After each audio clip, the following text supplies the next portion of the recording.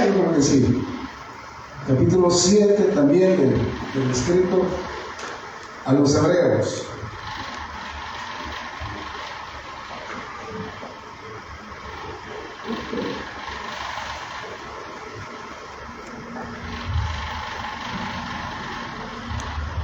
¿Ya lo tienen?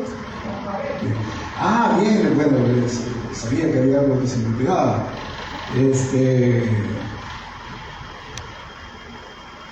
Acuérdense, hermano, que también tenemos,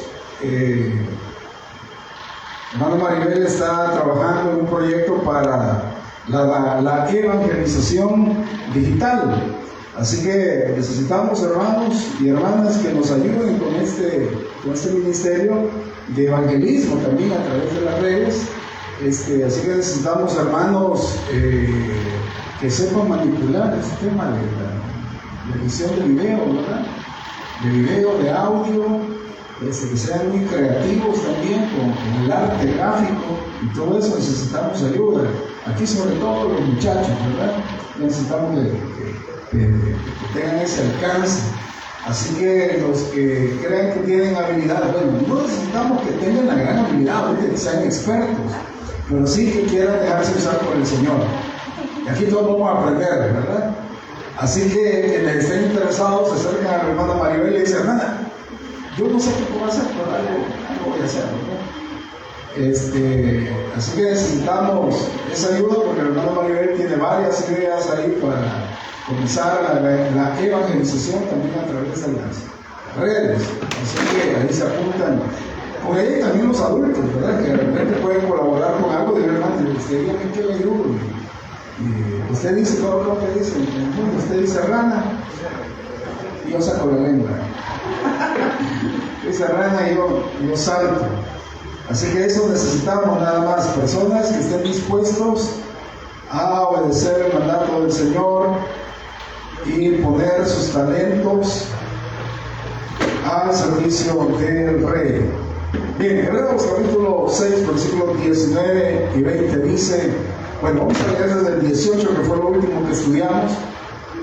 Dice: ¿para qué? Por dos cosas inmutables, en las cuales es imposible que Dios mienta, tengamos un fortísimo consuelo los que hemos acudido para asirnos de la esperanza puesta por delante. Tenemos la esperanza como ancla del alma, segura y firme, y que penetra aún dentro del velo, donde entró Jesús por nosotros como precursor, hecho sumo sacerdote para siempre, según el orden de Melquisedec. Vamos a leer el capítulo 7 de Hebreos. Vamos a pasar por el capítulo 7, versículos 1 al 3. Dice: porque este Melquisedec, rey de Salem, sacerdote del Dios Altísimo, que salió a recibir a Abraham, que volvía de la derrota de los reyes, y le bendijo, a quien asimismo dio a Abraham los diezmos de todo cuyo nombre significa primeramente Rey de Justicia, y también Rey de Salem, esto es, Rey de Paz, sin padre, sin madre, sin genealogía, que ni tiene principio de días, ni fin de vida, sino hecho semejante al Hijo de Dios, permanece sacerdote para siempre. Dice el versículo 19 del capítulo 6, tenemos la esperanza como ancla del alma, segura y firme. Dice: tenemos la esperanza. Ahora aquí, cuando el escritor habla de la esperanza, no se está refiriendo a la esperanza que todo el mundo tiene. Me van a disculpar, voy a poner bien esto porque no me logro escuchar. No es la esperanza que todo el mundo manifiesta, ¿verdad? Que nos decimos unos a otros, los seres humanos, que tenga esperanza. Fulanito, tranquilo, todo va a salir bien. Nos decimos unos a otros cuando de repente las cosas parecen un poco oscuras. Cuando vienen dificultades, las personas, los seres humanos se alientan unos a otros y nos decimos: tranquilo, tenga esperanza, todo va a salir bien. Pero ese todo va a salir bien es un decir por decir, ¿qué le digo? Es como una forma de darle aliento a alguien para que no entre en desesperación. Es una transmisión de esperanza, ¿verdad? De que las cosas van a estar bien, de que tarde o temprano esto va a pasar, pero es un deseo humano, nada más. Dicho de otra manera, ¿verdad? Es un mensaje positivista ante las dificultades, que no es que esté mal, pero el mensaje positivo no deja de ser eso, un mensaje positivo nada más, de alentarnos los unos a los otros, decirnos tranquilo, todo va a estar bien, aunque no estemos seguros de que todo va a estar bien, aunque no estemos seguros de que las cosas van a salir bien. Pero las personas eso nos dicen cuando estamos pasando alguna dificultad, cuando de repente estamos atravesando alguna enfermedad, las personas se nos acercan y nos dicen, tranquilo, todo va a estar bien. Y algunos que son un poquito más espirituales me dicen a uno, vamos a estar orando por usted y todo va a estar bien. Pero si somos muy honestos, muchas veces que incluso nosotros hemos dicho eso, pues al menos yo me confieso aquí pecador, al menos cuando yo le he dicho esto a personas que no creen en Cristo, sí, solo es un mensaje positivo que les puedo transmitir. Les puedo decir, tranquilo, yo esperando que el Señor tenga misericordia y que les dé una oportunidad, ¿verdad? Y otro les dice, no, pero todo va a salir bien. No se puede hablar de otra manera con alguien que no conoce al Señor. Pero cuando el escritor a los hebreos está diciendo, tenemos la esperanza como ancla del alma, no está hablando de un mensaje positivo hacia la esperanza. No está diciendo él, seamos optimistas. Y recordemos que tenemos esperanza. Porque en el cristianismo no se trata de una actitud positiva, sino de fe, de seguridad, de confianza en el Señor. Porque el escritor a los hebreos de eso viene hablando. Nos trae a la memoria las promesas que el Señor le hizo a Abraham y que por dos razones, dice, inmutables, por dos cosas inmutables, por las cuales es imposible que Dios mienta, podemos estar seguros los herederos de la promesa que somos nosotros. El Señor jura por sí mismo que va a cumplir la promesa a Abraham, pero lo hace, dice acá, por dos cosas que son inmutables. Primero su palabra y luego el juramento. Y su palabra y el juramento que hace no es para darle la seguridad a Abraham de lo que él había dicho que iba a pasar, que realmente iba a pasar. La seguridad no era para Abraham, como estudiamos el domingo pasado, sino para quiénes es esa seguridad. El escritor dice que esa seguridad es para aquellos que le damos las promesas, que somos nosotros. La seguridad no estaba dada a Abraham solamente, sino a nosotros que por la fe habíamos creído en Dios como Abraham. Porque como hemos dicho varias veces, Abraham no vio todas las promesas del Señor cumplidas. Tardó 25 años en comenzar a ver una promesa de que él iba a tener descendencia. 25 años pasaron, pero a medida que fue pasando el tiempo y fueron pasando los años, Abraham se dio cuenta que las otras promesas que él había recibido de parte de Dios no se habían cumplido. La tierra que le había prometido el Señor, Abraham no vio cumplida esa promesa, pero aún así el Señor juró por sí mismo que todo lo que le había prometido a Abraham se iba a cumplir. Pero como les digo, como dice el versículo 17, el capítulo 6, versículo 17, dice, por esto Dios, queriendo demostrar de modo convincente, no a Abraham, sino a los herederos de la promesa, la inmutabilidad de su consejo, o sea que él no iba a mentir, que lo que había dicho lo iba a cumplir, y nos da esa seguridad a nosotros. La palabra de Dios es nuestra seguridad, es nuestra garantía. Lo que el Señor ha dicho que va a pasar, eso va a pasar con nosotros. Recordamos el domingo pasado de que el Señor dijo, no los voy a dejar solos. Él lo dijo y esa es nuestra garantía. La palabra del Señor es sumamente suficiente para cualquier ser humano, para que cualquier ser humano pueda estar tranquilo en el Señor. Y por eso, en el versículo 19 dice el escritor, tenemos la esperanza como ancla del alma. La esperanza, pero le digo, no como una actitud positiva, no como una actitud correcta hacia la vida, sino la esperanza como una ¿qué le digo? Una razón objetiva para poder estar seguros. Y me llama mucho la atención que el escritor ocupe la metáfora de un ancla para hablar de la esperanza. Porque todos saben lo que es un ancla, ¿verdad? ¿Para qué sirve el ancla? Para asegurar el barco. ¿Pero de qué manera lo asegura? ¿Cuál es el seguro que le pone? Para que no se mueva, ¿verdad? Porque el mar es completamente inestable. ¿Cuántos se han dejado llevar por él? Bueno, ¿cuántos conocen una piscina? ¿Cuántos se han dejado reposar en las aguas de una piscina? Solo flotar. ¿Cuántos lo han hecho? ¿Sí lo han hecho? ¿Qué ha pasado? Usted se pone así boca arriba, pero boca abajo no lo vaya a hacer. Lo hacemos boca arriba y solo nos dejamos llevar. ¿Qué sucede? Uno se deja ahí en el agua y usted espera unos 10 minutos, cierra los ojos. Ahí lo hace el 6 de agosto, allá en Tecosol. Usted se deja llevar, cierra los ojos y solo fluye con el agua. Resulta que 10 minutos, si usted lo logra hacer 10 minutos, se va a dar cuenta que no va a estar en el mismo lugar donde comenzó a flotar.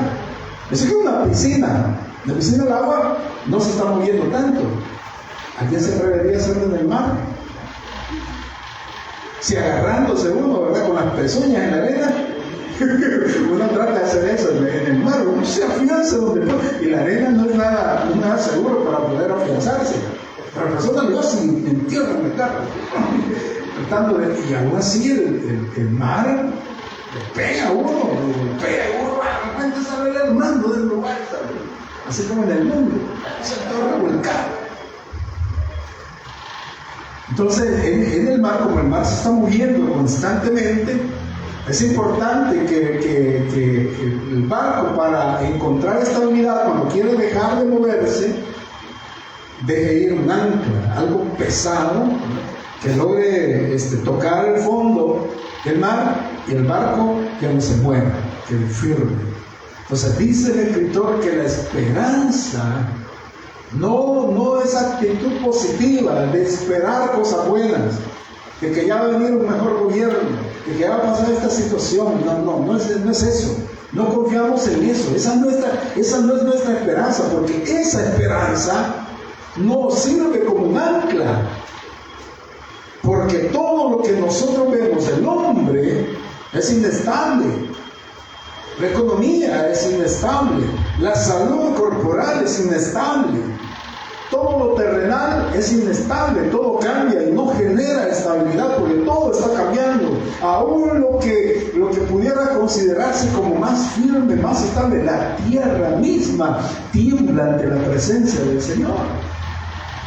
Entonces, nada terrenal es estable. En nada nosotros podemos poner nuestra confianza al punto de decir, aquí voy a estar seguro, de aquí no me voy a mover, porque todo es inestable.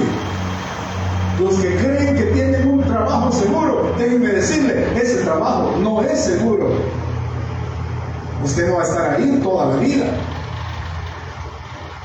Esa empresa las empresas que en un momento están en la cúspide, ¿verdad?, de la cima, de repente están abajo. Las personas que un tiempo fueron fuertes, con mucha energía, con el paso de los años, pierden su fuerza. Las piernas pierden su fuerza, los brazos pierden su fuerza, los ojos dejan de brillar, los oídos dejan de escuchar. No hay nada estable, las relaciones no son estables tampoco, porque el ser humano no es estable. No hay nada en la tierra con lo que nosotros podamos poner nuestra confianza segura al punto de decir, aquí voy a estar firme. No se puede, porque el hombre así es. Y algunas personas, yo he escuchado a algunos predicadores que ese versículo lo ocupan para hablar de la confianza como ancla del alma, para decirle a los hermanos que esa confianza debe hacer que ellos no se muevan de la iglesia. Déjenme decirle que la esperanza tampoco puede estar puesta en una iglesia, en una denominación. No se puede. Nosotros no podemos, ni siquiera es bueno serle fiel a una iglesia. Nosotros no hablamos, nosotros no le hacemos referencia a usted que desde que usted vino a esta iglesia su vida cambió. La iglesia no cambia en nadie, porque las iglesias también son imperfectas, porque están formadas por hombres que somos imperfectos. Esta iglesia, Los Olivos, muy amada iglesia, que usted disfruta estar acá, yo disfruto mucho estar acá, tenemos años de estar acá, casi 30 años creo yo, estar en esta iglesia. Es una muy bonita iglesia, muy bonita congregación, pero esta iglesia no es una iglesia perfecta. Por lo tanto, nuestra confianza no puede estar puesta en la iglesia, en esta denominación, por lo que aquí se enseña, por lo que aquí se hace, por lo que aquí practicamos. No se puede. Así que en el momento, porque los hermanos que me están viendo de acá, en el momento que usted detecte que la iglesia donde usted está no le están predicando la palabra del Señor, puede moverse de iglesia, porque no es pecado moverse de iglesia, no lo es. Yo le recomiendo que no lo haga, porque la estabilidad también es importante, pero tampoco le recomiendo que sea estable en una iglesia donde usted no está creciendo espiritualmente. Pero si usted está creciendo espiritualmente, yo le recomiendo trate de estar ahí lo más que pueda. Pero el momento que usted ya deje de tener paz, mueva hacia otra iglesia, porque lo importante no es la iglesia, lo importante es en quién tenemos la esperanza. Amén. Entonces nosotros no podemos confiar en nadie más, no podemos confiar en nuestra fuerza, en nuestra habilidad. Algunos ahorita quizás se sentirán relativamente seguros por cómo el Señor los tiene ahorita, porque hay solvencia económica, porque hay salud, porque hay comida en la refri, porque hay que cocinar, ¿verdad?, para el almuerzo, porque hay algo para comer en el almuerzo, porque hay dónde ir a trabajar mañana. A veces algunos nos sintamos tranquilos en ese aspecto, pero nada de eso es permanente. Nada de eso es permanente. Lo único que permanece para siempre, Jesús dijo, el cielo y la tierra van a pasar. Vea, el cielo y la tierra que pudiera ser lo inamovible, lo incambiable. El cielo, ¿cuánto ha cambiado el cielo, bien? ¿Cuándo ha cambiado el cielo? Hasta donde yo sé, el cielo es el cielo desde que sabemos que hay cielo. El cielo no cambia. Porque el Señor dice, el cielo y la tierra van a pasar, porque Él va a crear un cielo nuevo y una tierra nueva. Pero dice, el cielo y la tierra pasarán. Lo inamovible, ¿verdad? Lo que creemos que no cambiaría, la tierra misma no podría cambiar, aunque hay evidencia científica de que la tierra también está cambiando, está calentando más, está enfriando más, los polos se están derritiendo, la capa de ozono se está haciendo más grande, los veranos son más crueles, los inviernos son más crueles, la tierra está cambiando, pero el cielo, hermano. Si por siglos y siglos los navegantes, ¿verdad?, cuando no tenían la tecnología que ahora tenemos, se guiaban por las estrellas, las mismas estrellas. Hace cientos de años son las mismas estrellas que salen ahora. Es las mismas constelaciones, las mismas galaxias, los mismos planetas. Lo que va pasando es que se van descubriendo nuevos planetas. Pero eso que pudiera ser inamovible, el Señor dice, el cielo y la tierra van a pasar, pero lo que no va a pasar es mi palabra.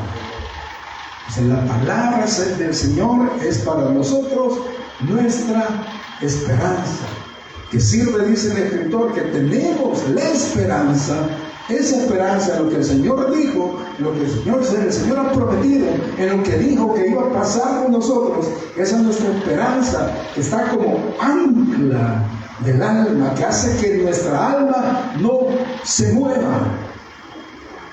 El Señor dijo después de predicar el sermón del monte, dijo él, ¿a quiénes voy a comparar? A aquellos que escuchan mi palabra y la ponen en práctica. Bueno, los compararé a un hombre que construyó su casa sobre la roca.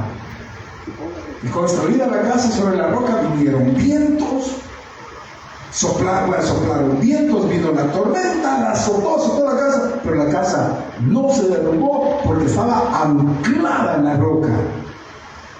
Esa es la esperanza para nosotros. Y le digo, hermano y hermana, hermanos que nos escuchan acá, esperanza que nosotros tenemos, que es la palabra del Señor, es capaz de sostener a cualquier persona. Entonces, es bien complicado transmitirle un mensaje de esperanza a alguien que no conoce al Señor, a alguien que no confía en su palabra, pero qué fácil es consolar a un cristiano. Pablo de hecho lo dice: consuélense los unos a los otros con estas palabras de que el Señor viene pronto.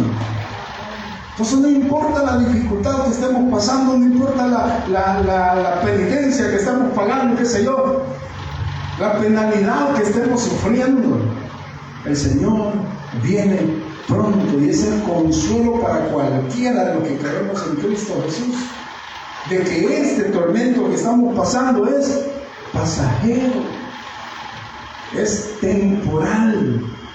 Los achaques que comenzamos a vivir son temporales. La pobreza que estamos viviendo solo es un rato, hombre. Solo es un rato.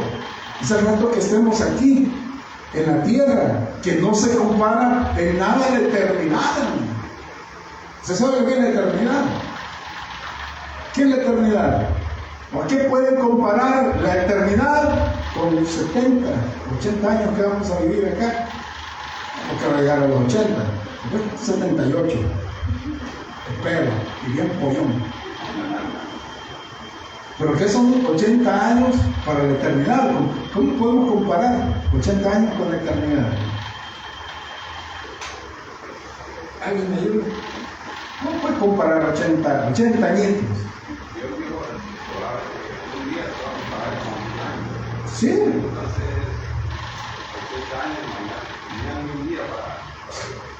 No sé, quizás esta distancia, esta columna, esta es la eternidad, y 80 años sería un puntito, ¿no? ¿Qué nos duele con 80 años de pobreza? 40 años de enfermedad, yo no aguanto mi columna, aguanto mi espalda, y el Señor no me quita eso, no me responde. Hermano, son 4 o 5 añitos, no sé cuánto lo va a tener el Señor con eso. 10 añitos, 15, 20.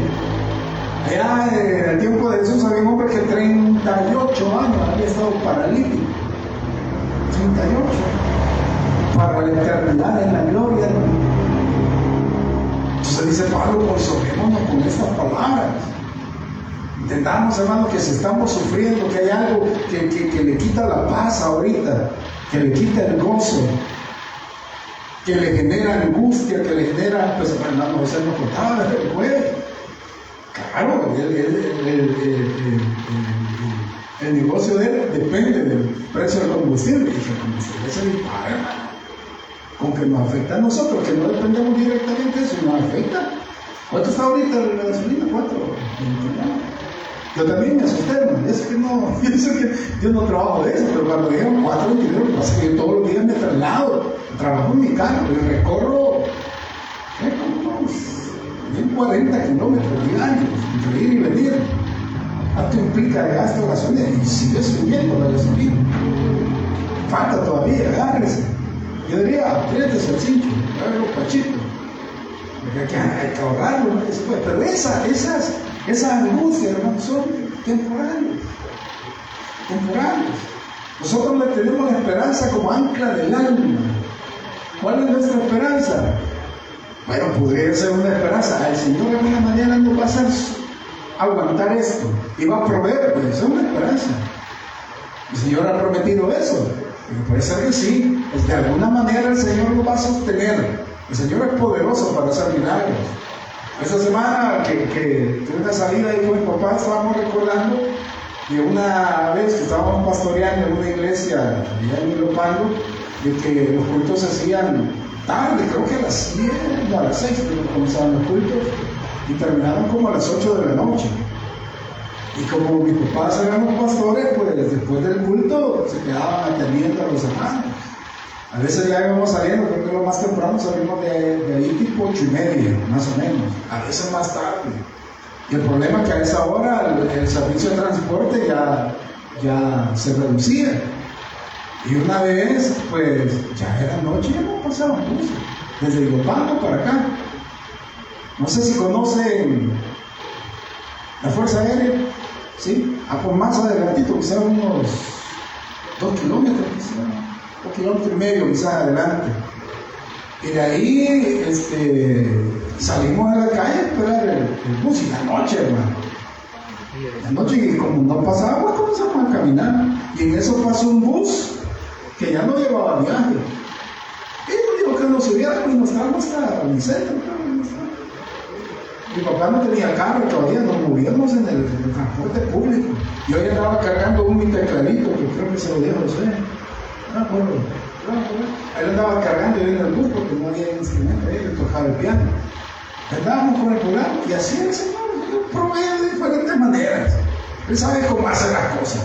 Podemos tener esa esperanza que el Señor va a proveer de esa manera. Pero ¿qué tal si no provee? ¿Qué tal si el segundo pasa y nos toca caminar? Pues caminar, no puede proveer. Caminamos. ¿Y qué pasa si el Señor no provee para ese galón de gasolina? Pues no le echamos. Ay, nos vamos a enojar por eso. No le echamos. ¿Y qué tal si no tenemos para la comida del día siguiente? Pues no comimos. Aprovechamos y ayunamos. No hay problema, hermano, pero el Señor sigue siendo fiel. La esperanza que tenemos nosotros es más grande que un plato de comida. Es más grande que 5 kilómetros que tengamos que caminar porque no hay cómo pagar el transporte.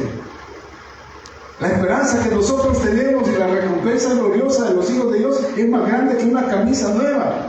Yo tengo 10 años con la misma camisa, ¿cuál es el problema, pues? Para nosotros está reservada la gloria.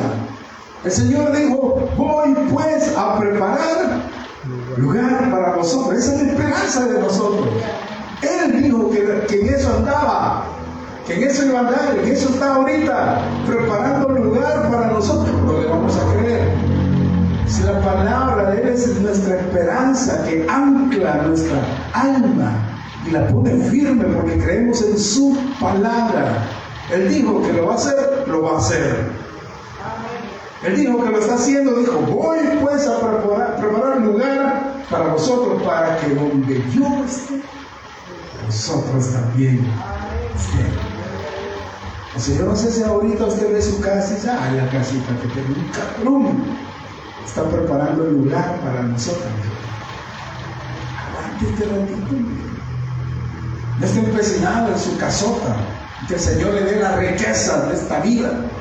Que el Señor le prospere y le dé cosas grandes, hermanos, esto es terrenal.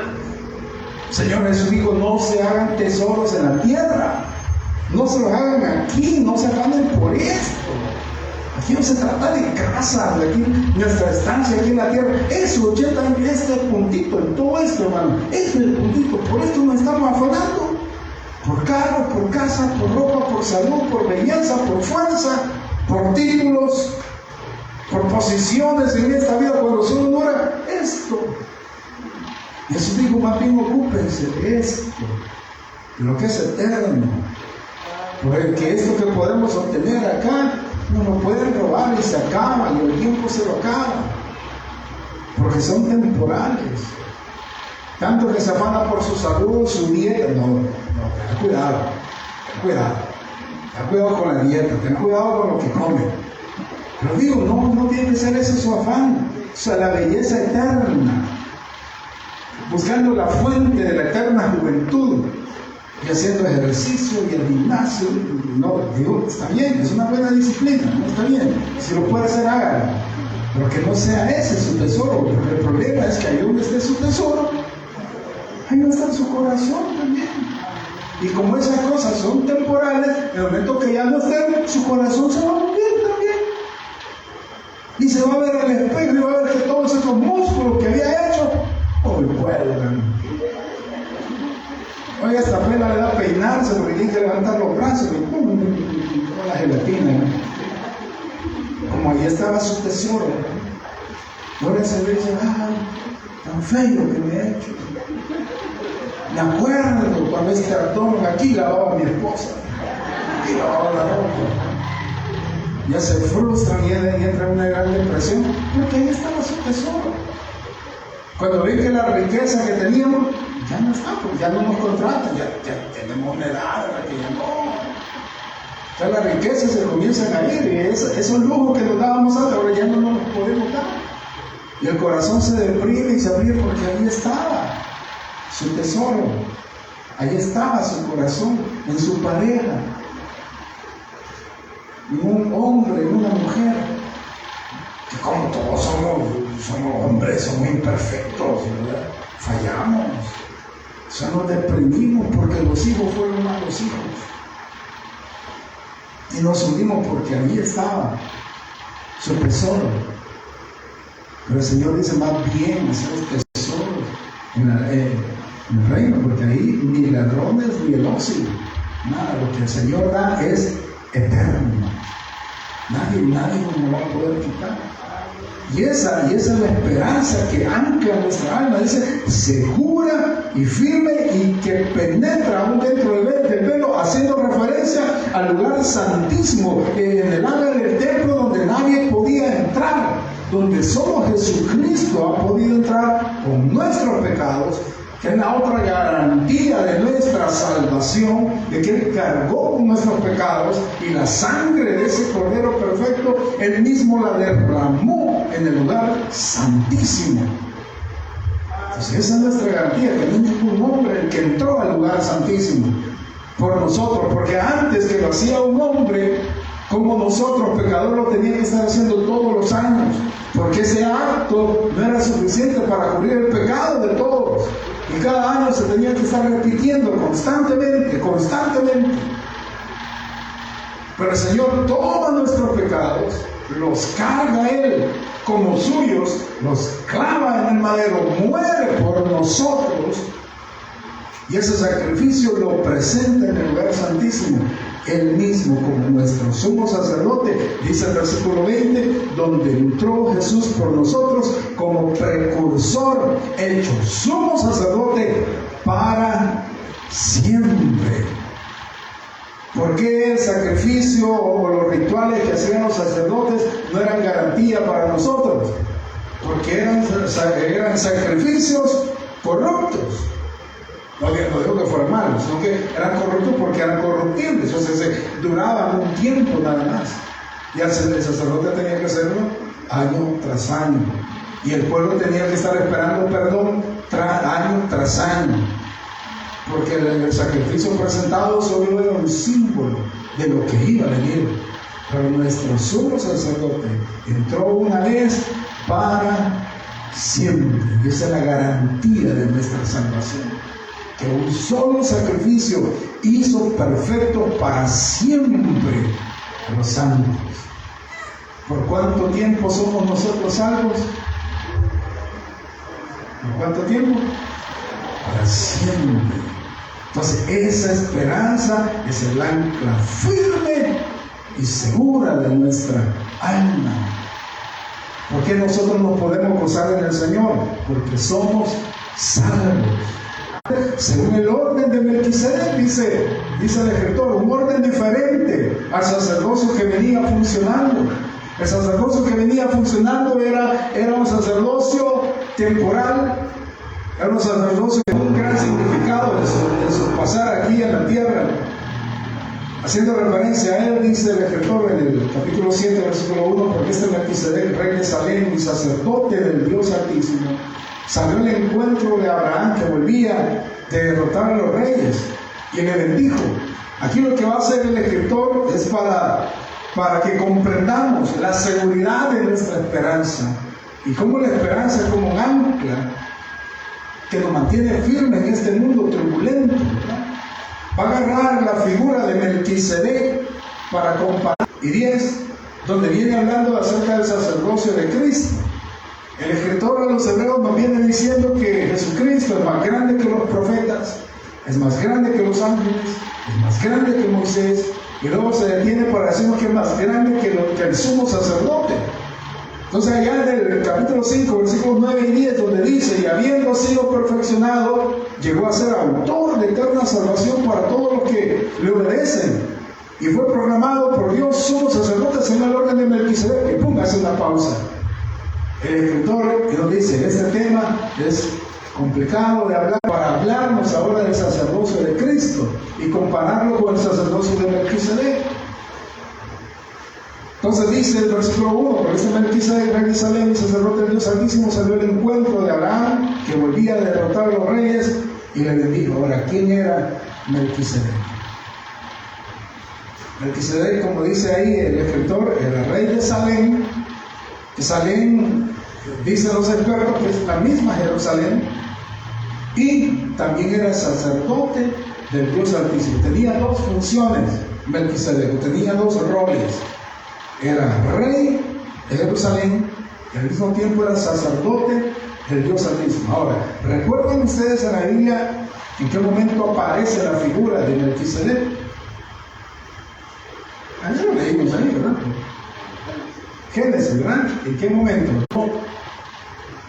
Y Abraham, al darse cuenta que su hijo había sido, que su sobrino había sido capturado, arma su ejército y se va a pelear con esos reyes y rescata a Lot y toma, derrota a los reyes que se habían confabulado y toma un botín, el botín de guerra.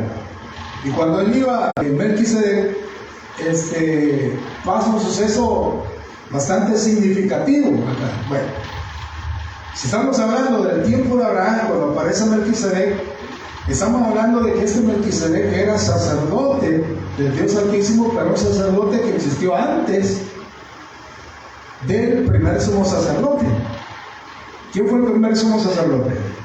Pregúntate en la escuela bíblica. Aarón. ¿Y en qué tiempo apareció Aarón? Después de Israel estuvo en Egipto, ¿no? Pasó toda la historia de Abraham, ni siquiera había nacido Isaac cuando aparece Melquisedec, y en ese tiempo formado. Abraham ni tenía a Isaac, no era israelita. O sea, podemos decir, era un rey gentil, queremos decir de esa manera. Pero este rey, que no era descendiente, no era pariente de Abraham ni nada, ya conocía al Dios Altísimo. Por alguna revelación del Señor, Melquisedec conocía al Señor. Y no solo lo conocía, sino que fungía como su sacerdote. Era sacerdote del Dios. Se relata ese episodio en el que va al encuentro de Abraham. Y ese rey, dice el versículo 2, capítulo 7, versículo 2 de Hebreo, dice que asimismo le dio a Abraham, cuando Abraham ve a Melquisedec y sale al encuentro de él, dice que le dio a Abraham los diezmos de todo. Y dice, y hace una aclaración el escritor, y dice, en primer lugar, su nombre significa, no Abraham, sino Melquisedec, rey de justicia, y también era rey de Salem, que significa rey de paz. Ahora, ¿quién es el rey de justicia? ¿Y quién es el rey de paz?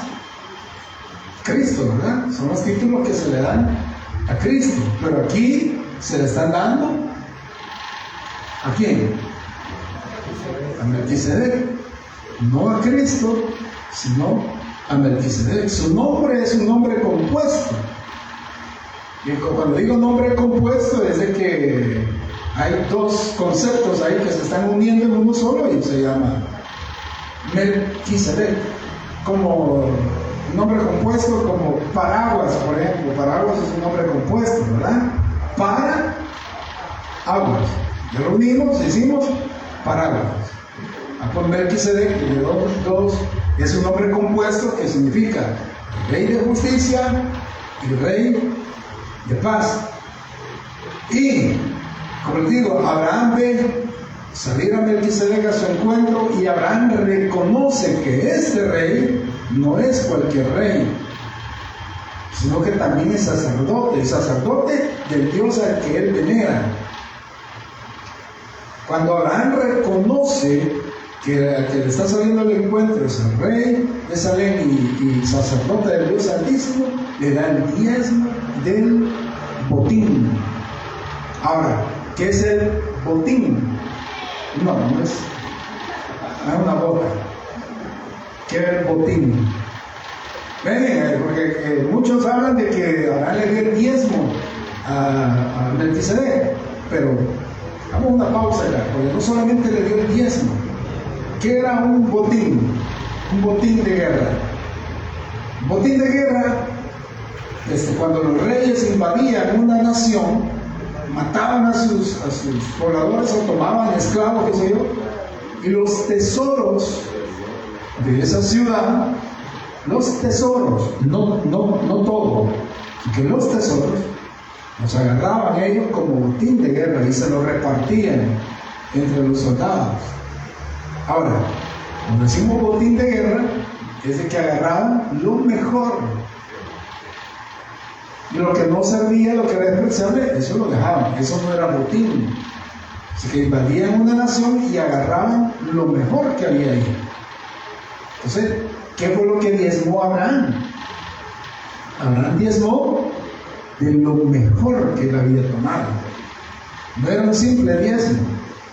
Se que agarró de lo mejor, del botín que él había tomado para la guerra, y se lo da a Melquisedec. Ahora, había una costumbre en los reinos antiguos, según los historiadores, de que los reyes, cuando conquistaban otro reino, agarraban del botín de guerra y diezmaban ese botín de guerra para sus deidades, para sus dioses paganos. En este caso, Abraham no lo está haciendo para un dios pagano, sino que lo está haciendo para el único Dios verdadero. Lo toma el botín y se lo da a Melquisedec como representante del Dios Altísimo, porque es sacerdote del Dios Altísimo. Que hay un reconocimiento de parte de Abraham de que ese personaje representaba al Dios que él veneraba. Y como le digo, el nombre de Melquisedec que da una luz, ¿verdad?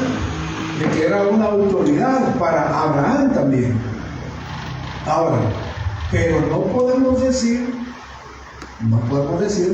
que este Melquisedec era una representación de Cristo o una personificación de Cristo, como se conoce en el medio teológico, una teofanía, una representación o una personificación de la segunda persona de la divinidad, que es Jesucristo, el Hijo de Dios. Como algunos han creído por mucho tiempo que Melquisedec era Jesucristo mismo, por la descripción que se da de él, y que por eso Abraham le dio los diezmos de todo, del botín que había recabado. Y está bien claro, no hay donde perderse, no hay por qué creer que Melquisedec era Jesucristo, aunque el versículo 3 del capítulo 7 pudiera confundir un poquito, ¿no? ¿Qué dice el capítulo 7, versículo 3? Nos dice, sin padre ni madre. ¿Cómo es? ¿Cómo es esto que Melquisedec no tenía ni papá ni mamá? Eso podría confundir un poquito, pero sigamos leyendo. Sin padre ni madre ni genealogía. Que dice, no tiene principio de días. ¿Qué quiere decir eso? ¿O qué pudiera significar eso? Que no tiene principio de vida, ¿qué quiere decir? Y dice, ni fin de vida. Eso es un hebraísmo, ¿verdad? Para eso no tiene principio de vida, ni fin de vida, ¿qué quiere decir? Que es eterno, ¿verdad? Pudiera interpretarse de esa manera, pero hay un punto y coma ahí. No sé si su versión tiene un punto y coma. ¿Sí? ¿Tiene un punto y coma? ¿Sí? ¿Cuál estás leyendo? 1960, Reina Valera. No. ¿Cuál? La columna, una muy buena versión. Bueno, pero la mayoría hace una pausa ahí, que debería haber un punto y coma ahí. Dice sin padre, bueno, esta coma hace casi la misma función. Dice sin padre, ni madre, ni genealogía, no tiene principio de días, ni fin de vida. Y hace la pausa. Y vean aquí queda clarito para que no nos confundamos. Y en esto, dice, se asemeja o es semejante. Ahora, ¿qué quiere decir? ¿Es semejante a quién? Al Hijo de Dios. Ahora, cuando dice es semejante al Hijo de Dios, ¿qué quiere decir? Parecido, no es el Hijo de Dios. Está clarísimo. Y si no podemos confundir este Melquisedec y verlo como una teofanía, porque aquí el mismo escritor está diciendo, no es el Hijo de Dios, sino que en esto es semejante al Hijo de Dios. Aquí voy a poner un poco teólogo, hermano, como que estuviéramos en un instituto bíblico. Vamos a hacer una pausa para ponernos un poco espirituales. No es cierto, porque la teología bien usada también es muy espiritual, da mucha iluminación sobre la revelación del Señor para nuestro crecimiento también. Pero voy a poner un poquito técnico acá. Dice acá, y en esto es semejante al Hijo de Dios, en que permanece sacerdote para siempre. ¿Quién permanece sacerdote para siempre? ¿Quién? Solo Cristo. Solo Cristo. No, también Melquisedec, porque dicen esto se asemeja. ¿Quién se asemeja a quién? Cristo, Melquisedec se asemeja al Hijo de Dios, en que los dos permanecen para siempre como sacerdote, en que permanece como sacerdote para siempre. Bien, entonces hagamos una aclaración aquí nada más. Aquí el escritor a los hebreos, obviamente, no está diciendo que Melquisedec sea un ser eterno, porque no hay ser eterno, porque la eternidad es un atributo exclusivo del Dios Altísimo. No hay otro ser eterno. ¿Sí? No hay nadie que no tenga principio de días ni fin de vida. Nadie más que el Señor. Porque si hubiera otro ser eterno, tendría que ser parte de la deidad. ¿Queda claro ahí? No sé, cuando dije voy a poner teólogo, varios se durmieron. Bueno, esta es la parte teoría. No, igual no voy a entender. ¿Me explico acá? No hay otro ser eterno, no puede haber otro ser eterno, porque solo Dios es eterno.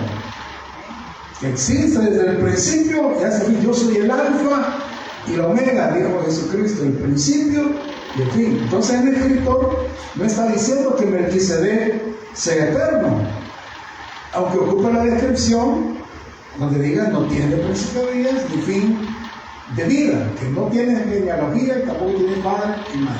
Bien, el escritor lo que está ocupando acá es un método de interpretación que era muy común en ese tiempo, de asumir que si la escritura sagrada no decía algo, entonces ese algo no existía, pero no se hacía de manera, ¿qué le digo?, discriminada o indiscriminada, no sé cómo me puede decir. No lo hacían a su antojo, sino lo que era conveniente para respaldar su enseñanza. Voy a tratar de explicarme acá. Es un método de interpretación rabínico en el tiempo del escritor de los hebreos. Y él va a ocupar el mismo método de interpretación para explicar un punto sobre Melquisedec y sobre el sacerdocio de Cristo, que es semejante al de Melquisedec. David lo dijo en el Salmo: te he hecho sacerdote para siempre. Hablando del Mesías, te he hecho sacerdote para siempre según el orden de Melquisedec. Esa palabra que dijo David en el Salmo, no recuerdo cuál Salmo es, esa palabra que dijo David en el Salmo era una profecía inspirada por el Espíritu Santo. Parece que David no lo dijo él por su cuenta, sino inspirado por el Espíritu Santo, como dice Pedro, que todos los santos hombres de Dios que escribieron la palabra lo hicieron con inspiración del Espíritu Santo. O sea, cuando David escribió, tú eres sacerdote para siempre, según el orden de Melquisedec, estaba hablando de Jesucristo, y que Dios lo había hecho sacerdote para siempre, no según el orden arónico, no según el orden levítico, sino que era por linaje, correcto, que el descendiente de Aarón era el que ocupaba su lugar y así iba. Así era el sacerdocio levítico, y en el que ese sacerdocio se tenía que ir reemplazando constantemente. A la muerte del sacerdote tenía que ponerse un nuevo sacerdote. Moría tenía que ponerse un nuevo sacerdote. Así funcionaba ese orden de sacerdocio. Pero Jesucristo fue puesto como sacerdote no según el orden levítico, sino el orden de Melquisedec, un nuevo orden, un orden diferente, un tipo diferente de sacerdocio, según el de Melquisedec. ¿Igual era el orden de Melquisedec? Un sacerdocio que era para siempre, que no necesitaba reemplazo. No necesitaba reemplazar. Ese es el sacerdocio por el cual Jesucristo ha sido hecho sacerdote nuestro. Nuestra esperanza gloriosa que sirve como ancla del alma es que el sacerdote que tenemos no necesita reemplazo. No necesita estar ofreciendo sacrificio cada año por nuestro pecado. Ofreció un solo sacrificio, que es eterno y nos limpia a nosotros de todo pecado y nos da salvación eterna, porque Él es un sacerdote eterno que está sentado allá a la diestra del Padre, que entró al lugar santísimo y ahí ofreció su propia sangre. Y por eso esa es nuestra garantía de la salvación. Por eso es que es la esperanza de nuestra alma, el ancla de nuestra alma, porque ahí está todavía, no ha muerto ni va a morir. Es un orden diferente. Entonces el escritor está ocupando este método de traducción para ocupar una figura que en teología se llama un tipo. Está ocupando Melquisedec como tipo de Cristo. Y está agarrando la profecía que David dijo, inspirado por el Espíritu Santo, en la que se refería al Mesías, donde le dijo: tú eres sacerdote para siempre, según el orden de Melquisedec, y se lo está explicando acá a los hebreos. Y le está diciendo: este era Melquisedec. ¿Por qué según el orden de Melquisedec? Porque Melquisedec no es que él fuera eterno. Lo que pasa es que la Biblia no menciona la genealogía de Melquisedec. Entonces el escritor está ocupando esa ausencia de información de la Biblia. No es que no lo tuviera, es que la Biblia no lo menciona, para él valerse de eso. Me está diciendo que así sea, pero está ocupando esa figura de Melquisedec, en la que la Biblia hace silencio sobre el padre de Melquisedec, que no era lo normal en los relatos de ese tiempo. Cuando se hablaba de alguien y se decía de quién era hijo. Y David, hijo de Isaí, y Abraham, hijo de, ¿conté? Lot. Sí. ¿Con quién era el padre de Abraham? Zebedeo. ¿Qué pasó, hermano? Están haciendo quedar mal con toda la población salvadoreña que nos está viendo, y los hermanos allá en Australia también. ¿Quién es el padre de Abraham? Leslie, ¿eso te lo sabes? ¿El papá de Abraham? Mateo. ¿El padre de Abraham? ¿Quién era? Hermanos. Caín. Abel. Taré. Entonces, Abraham, hijo de Taré. Isaac, hijo de Abraham. Jacob, hijo de Isaac. Y así, ¿verdad? Siempre se mencionaba quién era el padre. Con Melquisedec, ¿cómo se dice? Solo dice: para eso tal Melquisedec, que era rey de Salem y sacerdote del Dios Santísimo. No era lo común. La Biblia hace silencio en ese aspecto. Entonces se vale el escritor de esa ausencia de datos para decir: sin padre, ni madre, ni genealogía. Y tampoco se menciona en la Biblia cuando Melquisedec murió. Por eso el escritor ocupa esa ausencia de datos para decir: sin fin de vida, para ocuparlo como un tipo de Cristo que no tiene principio ni tiene fin. Y en esto es semejante al Hijo de Dios, Melquisedec. No Jesucristo a Melquisedec, no, Melquisedec a Jesucristo. No sé si no voy a entender. No es que diga que porque Melquisedec nació por obra y gracia del Espíritu Santo, y que no tuvo ni padre y apareció como el Terminator, ¿no? Es de una dimensión desconocida. Y apareció, no, era un mortal, pero como la Biblia hace silencio en ese aspecto, lo toma el escritor por la profecía dada por el Espíritu Santo a David, toma esa referencia y toma ese tipo de Jesucristo y nos dice: Jesucristo es sacerdote para siempre como Melquisedec. Así como Melquisedec, que no sabemos cómo de repente comenzó a ser sacerdote, ya era sacerdote, no tiene principio de vida. Así Jesucristo, Él ha estado con el Padre desde siempre, antes que Abraham fuese. Dijo a los fariseos que se sorprendieron cuando dijo esto: yo soy. Y aquí dice: uno más grande que Moisés, uno más grande que Abraham, uno más grande que los profetas, y que tampoco tiene fin de días. Acabamos de estar celebrando la Semana Santa y algunas personas creen que Jesucristo murió el viernes. Jesucristo no muere, nunca murió. Nadie lo asesinó. Dijo: no, si me van a estar matando, dijo, yo pongo mi vida y yo la vuelvo a tomar. Si me han matado es porque yo quería, porque el tiempo del Padre ya se había cumplido. Por eso es que me han matado, porque yo di mi vida. Si yo no quiero, y fue por la encarnación de Jesucristo nada más. Pero Él dijo: voy de nuevo al Padre, a la gloria que tuve con el Padre desde antes de la creación del mundo. Jesucristo ahí estuvo para siempre.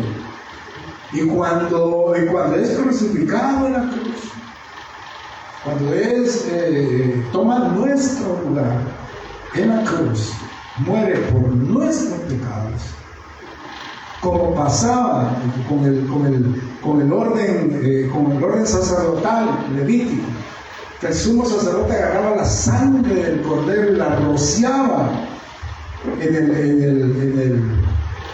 el arca del pacto. Así Jesucristo tomó su propia sangre y entró al lugar santísimo y ofreció esa ofrenda, ese lugar donde nadie había podido entrar, que el sacerdote entraba a una representación del lugar santísimo, del lugar donde el Señor se manifestaba. El sacerdote entraba a una representación de la gloria de Dios. Jesucristo entró a la misma presencia del Padre, donde estuvo siempre, y ofrece su sangre y dice: esta es la sangre, este es el pago de los pecados de aquellos que creen en mi nombre, para que todo aquel que cree en Jesucristo tenga vida eterna. Esa es el ancla de nuestra alma, que Jesucristo pagó nuestros pecados y está ahí en la cruz. Y por eso Él dice, ¿verdad?, que yo tomo mi mano de mi mano, nadie lo puede arrebatar, porque el precio lo pagó Él. Él pagó por mis pecados, Él pagó por sus pecados, y la seguridad que yo tengo de mi salvación es la seguridad misma que usted debe tener de su salvación. Y como sello de garantía, ¿verdad?, si alguien no había creído acá del todo que Jesucristo había ofrecido el sacrificio que de verdad era aceptado por el Padre, a los 3 días Jesucristo se levanta entre los muertos, como diciendo: aquí está. Allá en la cruz, cuando Él estaba a punto de morir, sella con estas palabras y dice: consumado es. Ya están todos los sacrificios, ya no hay más que ofrecer, no se puede ofrecer ningún otro sacrificio. Que me voy a ir de rodillas a la catedral, ya no hay más sacrificio, no se necesitan más sacrificios. Que me voy a portar bien de aquí adelante para ganarme el cielo, no hay más sacrificios. No hay nada que usted y yo podamos hacer para ganarnos esa salvación. ¿Qué más se puede hacer del sacrificio de Cristo? Del sacrificio del Hijo de Dios no se puede hacer nada más. Jesucristo dice: consumado es, que acabó todo. Y todos los que estaban ahí viendo, varios, ¿verdad?, que habían estado con Él, como dijeron: se acabó todo. Murió el profeta que andaba hablando del reino, entonces ya no hay más predicación, ya estuvo. Y por eso que Pablo Lo dice después también, si Jesucristo no resucitó, vana es nuestra esperanza.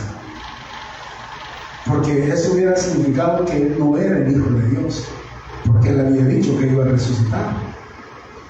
Entonces, si Él no resucita, Él no era el Hijo de Dios. Y si no era el Hijo de Dios, la sangre que derramó tampoco era recibida por el Padre. Porque era un hombre común. Y Dios no va a aceptar la sangre de un hombre pecador para expiar los pecados de todos. O sea, para garantía de todos nosotros.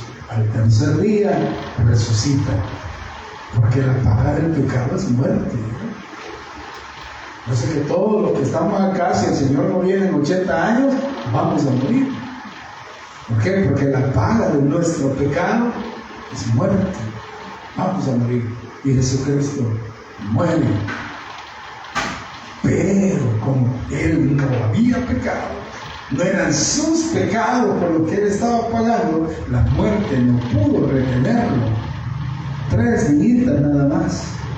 Y Él se levanta entre los muertos y se vuelve primicia de nuestra resurrección, porque así como nosotros vamos a morir y como nuestros pecados fueron pagados por Él en la cruz, la muerte tampoco va a ser capaz de retenernos a nosotros.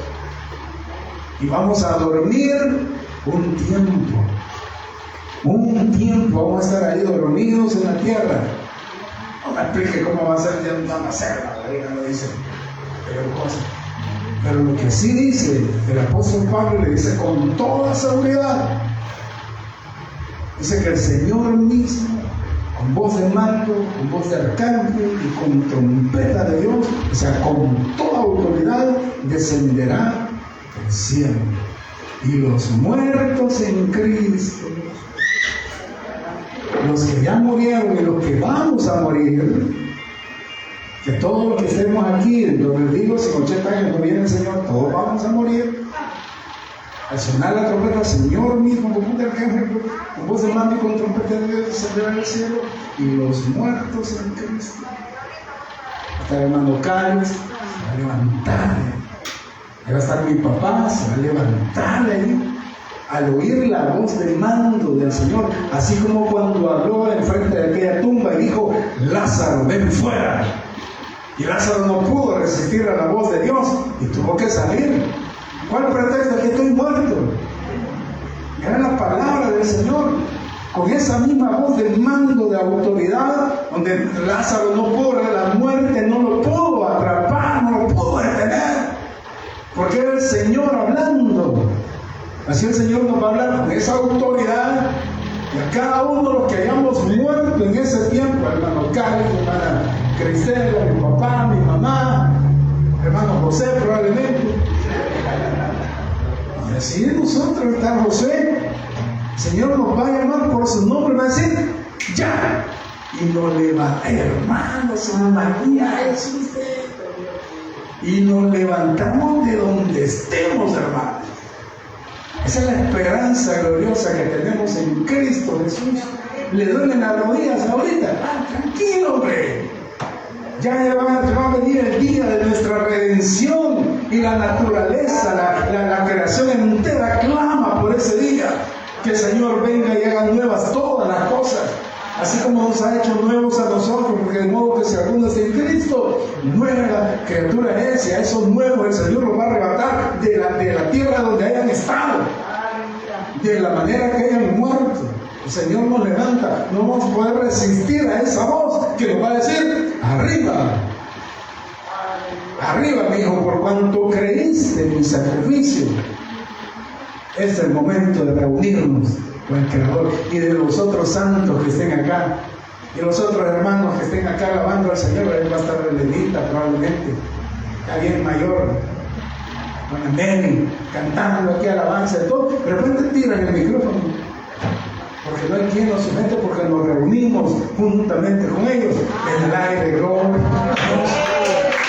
Bendito sea tu nombre, Señor. Gracias. Bendito sea tu nombre, Señor, por siempre, y por esta esperanza gloriosa que tenemos en Cristo Jesús. Que sabemos, Señor, que un día te veremos tal como eres. rodeada en tu gloria, Señor, de estas penalidades, Señor, que estamos sufriendo aquí en la tierra, Señor, que son temporales. Veremos esa temporalidad materializada, Señor, en la gloria. Cuando por tu misma voz, Señor, seremos levantados de la tierra misma y seremos reclamados, Señor, por tu Hijo amado. Gracias, Señor Jesús. Muchas gracias, Señor Jesús. Yo te pido, Señor, que esta esperanza pueda fortalecer a mis hermanos. Porque no dudo, Señor, que puedan haber hermanos cansados, agotados de tanta enfermedad, de tanto dolor, de tanto sufrimiento que podemos estar pasando en esta tierra, Señor. Pero dales consuelo con estas palabras, Señor, de que nuestra esperanza es firme en Cristo Jesús. Porque no has dicho ni una sola palabra que no se haya cumplido, y esa es nuestra seguridad. Esa es la confianza que tenemos solamente en Cristo. Gracias, Señor Jesús, por mis hermanos y la obra que has hecho en ellos, Señor. Por haberlos rescatado, Señor, de donde los sacaste. Por tenerlos sentados en los lugares celestiales, Señor. Gracias, Cristo Jesús, por tanta misericordia. Gracias por ofrecerte en nuestro lugar, Señor. Esa deuda no la podíamos pagar nosotros, Señor. Pero en tu gracia, Señor, te entregaste por nosotros. Pagaste lo que nosotros no podíamos pagar, Señor. Y nos has redimido para con Cristo, Dios.